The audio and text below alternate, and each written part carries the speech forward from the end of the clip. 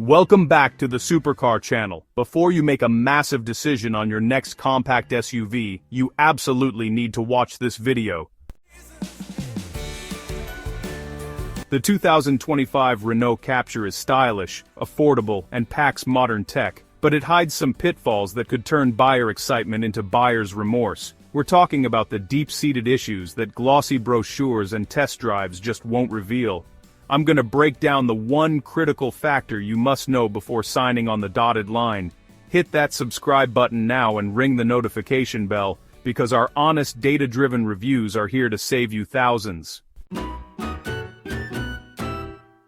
The critical factor, the dual-clutch dilemma. Everyone loves an automatic, but the one in the Captur has a history of giving owners a serious headache, and an even bigger bill.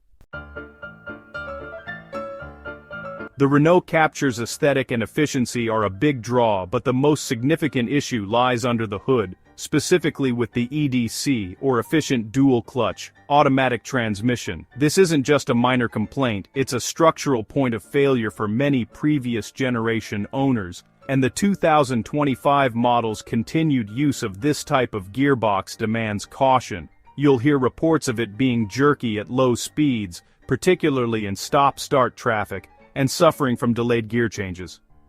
Over the long term, this transmission has been one of the most expensive repair requests for the Captur model line, with potential costs easily climbing into the thousands for clutch pack replacement or a full overhaul. While the latest iteration has received updates, the fundamental architecture and reports of similar issues persisting in newer generations mean you need to budget for potential long-term gearbox stress. If your driving is mostly urban, this is a massive risk you need to accept or avoid. The Captur Hybrid promises efficiency, but on the highway, that promise can fall apart, leaving you high-revving and underwhelmed. Moving beyond the core transmission concern, if you're looking at the popular E-Tech hybrid variant, you need to understand its operational compromise. The hybrid system is excellent for city driving, where it can frequently engage electric mode and deliver fantastic fuel economy. But the moment you hit the motorway, the experience changes drastically. Many owners report that the E-Tech's multi-mode gearbox holds onto revs for far too long under acceleration, especially when trying to maintain speed or overtake. The engine noise becomes excruciatingly loud and intrusive as the car strains to manage the transition between power sources. This isn't the smooth, refined highway cruise you might expect from a modern SUV. For commuters who spend significant time at high speed, this underwhelming hybrid highway performance will be a daily regret. You are trading highway refinement for city efficiency, and you need to know which is more important for your driving. Renault has loaded the Captur with dazzling tech, but that same tech is the source of frustrating recurring glitches. The 2025 Captur boasts the excellent Google-based OpenR-Link infotainment system, which is honestly a huge plus when it works. However, French cars have a reputation for electrical gremlins, and the Captur is no exception. We see reports of infotainment lag, sudden system resets, and just general software glitches that disrupt the driving experience. More concerning are the Advanced Driver Assistance Systems, or ADAS. Owners have documented instances of faulty sensors, causing the emergency braking system to apply momentarily when there is no actual obstacle, especially in the rain. Imagine driving on a clear motorway and the car briefly slams the brakes. While these issues are often fixable with dealer visits and software updates, they're, well, a massive confidence killer and a significant hassle. The tech is advanced, but the long-term reliability of the electrical architecture is definitely a critical consideration.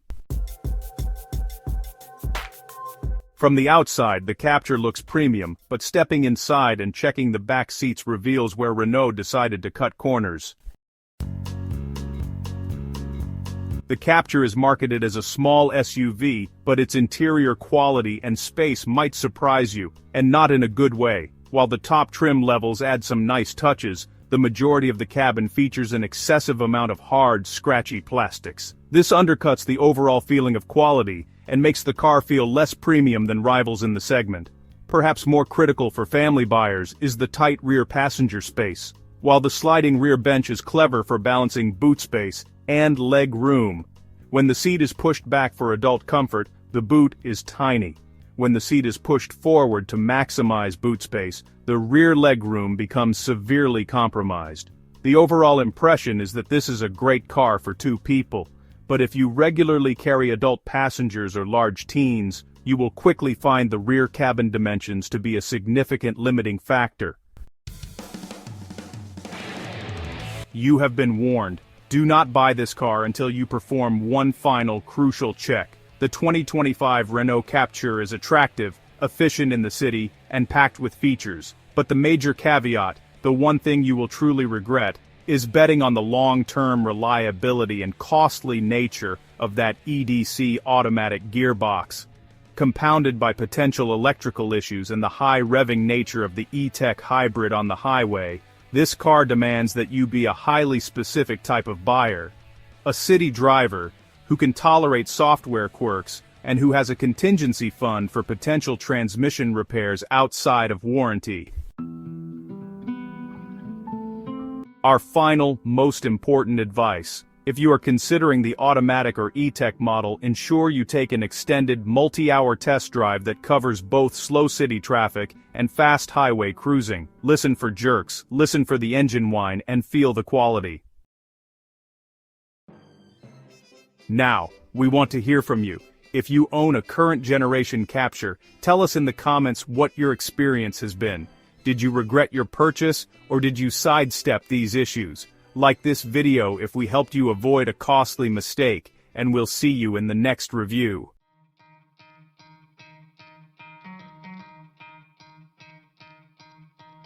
You could try to play, but you're never gonna beat me. Look the other way, what I'm doing ain't easy.